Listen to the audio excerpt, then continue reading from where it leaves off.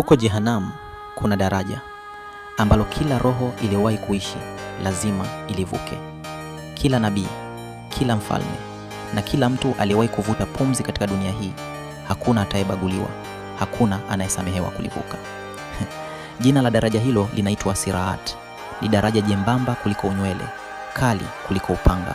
Chini yake kuna Jahannam, na mitume wa Mungu walieleza jinsi kuvuka huko kutakavyokuwa. Katika hadithi namba 195 imeelezwa kuwa waumini watavuka kwa kasi zinazolingana na matendo yao.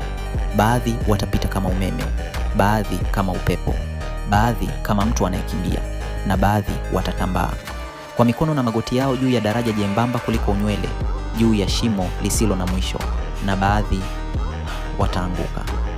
Kuna ndoano kando ya daraja, zitawakamata wale waliokusudiwa kukamatwa.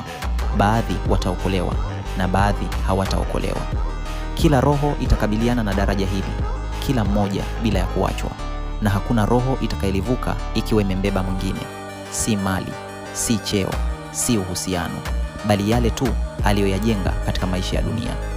Masaa yale yalionekana kuwa ya kawaida, matendo yale yalionekana kuwa madogo, sala zile zilizoonekana kuwa za kawaida. Hivyo ndivyo vitakavyogeuka kuwa kasi ya kuvuka, na kuvuka huko tayari kuna karibia. Je, umefurahia makala hii? Basi fanya kulike, kisha andika amina na ufollow.